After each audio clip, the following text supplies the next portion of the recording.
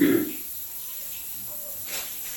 आइए देखते हैं अगला क्वेश्चन हमारा है प्रश्नावली फर्स्ट का क्वेश्चन नंबर 3।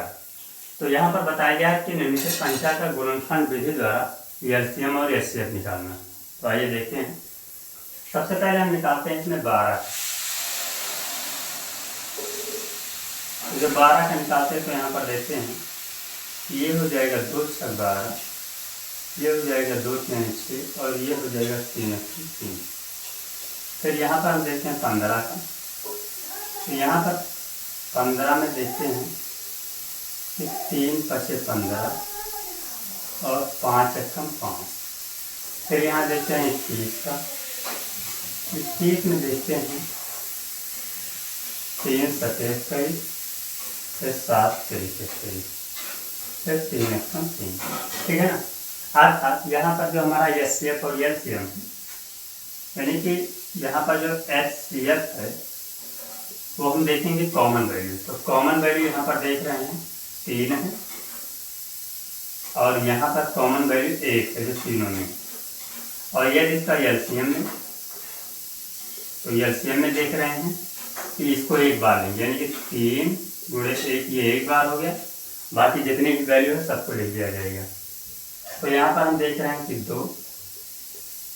2 बार, यहाँ पर देख रहे हैं 5 एक बार, और यहाँ पर देख रहे हैं 7 एक बार।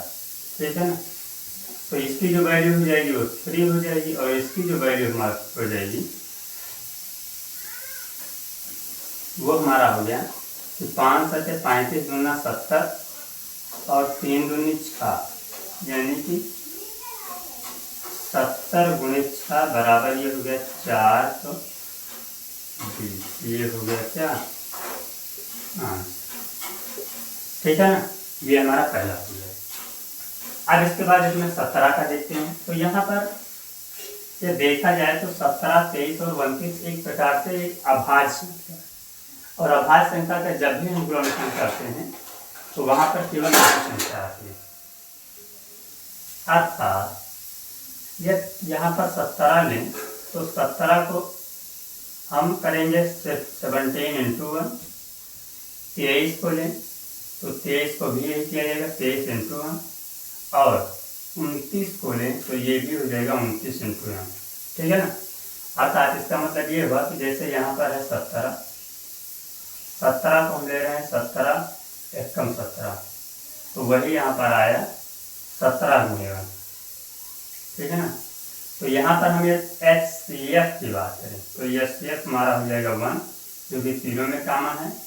और ये एलसीएम की बात करें तो तीनों से 1 एक बार ले लिए, उसके बाद में 17, फिर 23 और फिर 29। आइए देखते हैं इसका एलसीएम। तो इसका एलसीएम जो है सबसे पहले यहाँ पर देखेंगे तो 17 × 51 के लिए हासिल है 5, और 17 दूना 34, 34 5 हो जाएगा 39। अब इसको गुणा करो 29 से। तो जब इसको 29 से गुणा किया जाएगा तो आइए इसको गुणा कर लेते हैं 29 से, यानी कि यदि हम 39 को गुणा करें 29 से तो हमारा जो आंसर आना चाहिए 9 9 81, 9 3 27, 3 30 और 5 35, 2 9 18, 2 3 6 और 1 7, 1 3 11। ये 11 से 31 आ गया। कितनी हमारी वैल्यू है? तो टोटल वैल्यू जो हमारी आई वो आई 11 से 9 81, 9 3 27 और 3 30, 5 35, ठीक है, 2 9 18, 2 3 6 7, 8 5 13, 7 3 10 11, यानी कि ये जो हमारी वैल्यू है 1121। क्या हुआ? ये 1121 हमारा हो गया एलसीएम। ठीक है ना। तो इसको यहाँ से निकाल देते हैं, और यहाँ पर हमने देखा कि ये हमारा हो गया एलसीएम और ये हो गया हमारा एचसीएफ। ठीक है। अब यहाँ पर तीसरा हम देखते हैं 8 9 25 का। तो 8 9 25 को सबसे पहले 8 को देखेंगे तो यहाँ पर हम देखेंगे 2 चौका 2 दूनी 4 2 ठीक है। ऐसे 25 को देखेंगे तो ये हो जाएगा 25 और ये हो जाएगा 5 एकम 5। ऐसे 9 को देखेंगे 3 त्रिका 9 3। अर्थात यहाँ पर जो हमारा सबसे पहले एक्स ये बना, यहाँ पर सबसे पहले जो हमारा एचसीएफ बना वो बना, इसमें कॉमन वैल्यू देखा जाए तो कॉमन वैल्यू 1, ठीक है। और यदि इसका एलसीएम ले तो यहाँ पर एक बार 1 ले लीजिए, उसके बाद में 2 दूनी 4 दूनी 8, डायरेक्ट यहाँ लेते हैं 8 गुणे, तो यहाँ 5 गुणे 5 गुणे 9, ठीक है ना। क्योंकि ये जो हमारा 2 3 बार है तो यही 3 बार जो 2 है इसको 2 दूनी 4 दूनी 8 करके डायरेक्ट ले लिया। अब यहाँ पर हम देख रहे हैं कि ये हो जाएगा 8 पंचे 40 और 40 पंचे 200, यानी कि ये हमारा हो जाएगा 200। 8 पंचे 40 और 40 पंचे 4 पंचे 20, 200 हो गया। और ये हमारा 9, यानी कि 2 9 18, ये क्या हो जाएगा 18, ठीक है ना। तो यहाँ पर इस देख रहे हैं कि इसकी जो टोटल वैल्यू है यानी कि एलसीएम ये हमारा हो गया और जेस्टियम ये हो गया, ठीक है। तो ये हमारा क्वेश्चन नंबर जो 3 है, क्वेश्चन नंबर 3 कंप्लीट हो। आगे देखते हैं नेक्स्ट क्वेश्चन कि यह 306 और 657 का जो एचसीएफ है वो 9, तो हमें 306 और 657 का क्या निकालना है, एचसीएम निकालना है। तो आइए इसको देखते हैं। सबसे पहले यहाँ पर हम देखेंगे 306 गुणे 657 और फिर क्या करेंगे इसमें, इसको करेंगे 9 से। तो यहाँ पर देखेंगे कि ये हो जाएगा 9 एकम 9, ये हो जाएगा 9 3 27 9 36, अर्थात यहाँ पर जो हमारी वैल्यू आएगी वो है 34 गुणे 657। अब इसको जो मल्टीप्लाई करेंगे तो ये हमारा हो जाएगा 4 7 28, 4 5 20 2 22 और 4 6 24 और 2 26। फिर ये हमारा हो जाएगा 3 7 21, 3 5 15 2 17 और 3 6 18 और 1 19। आइए ये 8 हो गया, ये 2 1 3 हो गया, ये 3 हो गया, ये 3 हो गया, ये हो गया 2 9 2 सॉरी ये हमारा हो गया 9 2 11,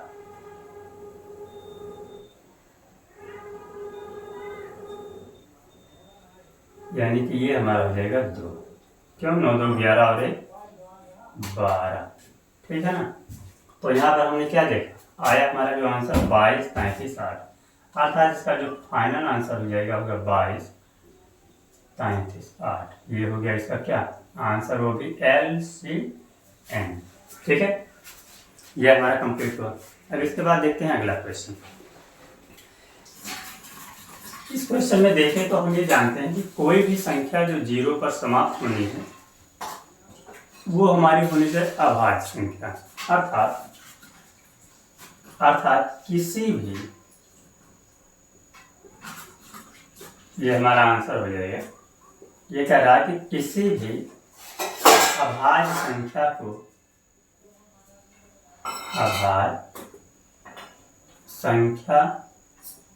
को 0 पर समाप्त होने के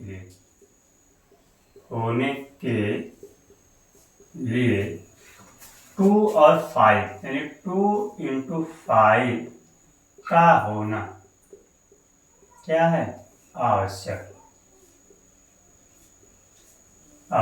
है। अर्थात यानी कि ये 2 × 5 बराबर ही हो गया 10, अर्थात ये 0 पर समाप्त हो रही है, ठीक है ना। तो यहाँ पर हम देखेंगे कि किसी भी अभाज्य संख्या में 2 × 5 है तो 0 से समाप्त हो रही है, लेकिन 6 जो हमारा है, लेकिन यहाँ पर बताया गया कि 6 में क्या है 2 × 5 नहीं आता है, बल्कि आता क्या है 2 × 3। यहाँ पर लिख देते हैं बल्कि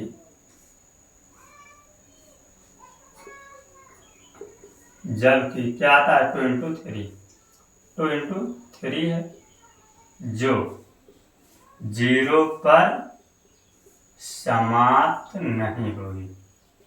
क्या होगी? नहीं होगी। ये इसका आंसर हो जाएगा। ठीक है ना। भाज्य संख्या के लिए देखने के लिए यहाँ पर हम देखते हैं कि किसी भी भाज्य संख्या में 3 अंक का होना बहुत जरूरी है। जैसे ये सबसे पहले हम 2 को लें तो यहाँ पर देखते हैं कि 2 × 1 = 2 अर्थात यहाँ पर देख रहे हैं 2 नंबर आ रहा है। अर्थात यहीं पर जब 4 को लें तो 4 को हम देखेंगे 2 × 2 = 1 अर्थात इसको इस तरह से लिख सकते हैं कि जैसे 4 है, 4 को काटेंगे 2 से 2 आएगा, फिर 2 से काटेंगे 1 आएगा।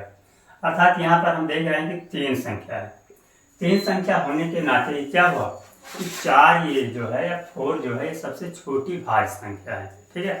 आइए इसमें जो क्वेश्चन कह रहा है, तो ये जो क्वेश्चन हमारा कह रहा है, तो सबसे पहले क्वेश्चन हमारा फर्स्ट है 7 × 11 × 13 + 13।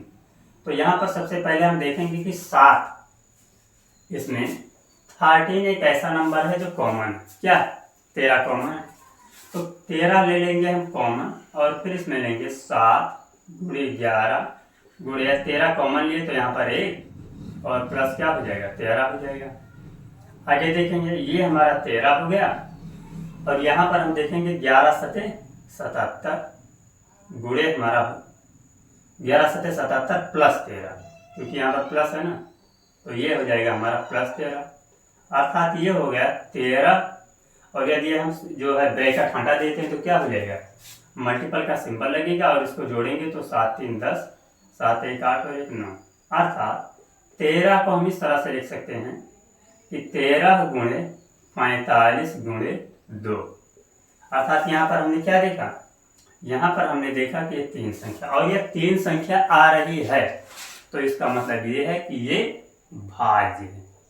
ठीक है ना। आगे दूसरा क्वेश्चन यहाँ पर देख रहे हैं कि ये है 7 × 6 5 4 3 2 1 5।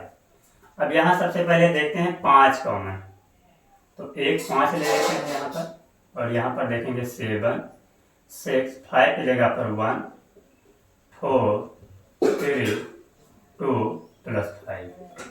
ठीक है ना, क्योंकि 2 × 2 ही हो जाएगा इसलिए 1 हमने रिमूव कर दिया। अब यहाँ पर हम देखेंगे 5 के बाद में क्या होगा।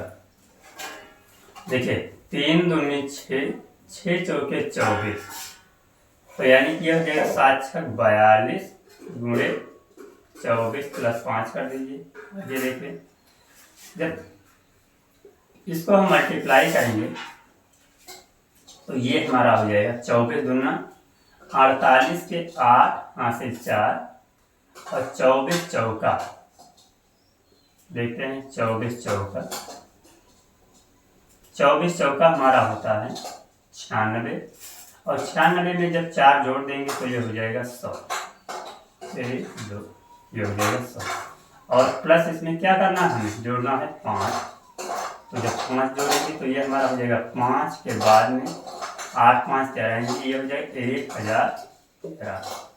ठीक है ना। ये कितना आंसर आया 1013 हमारा आ गया।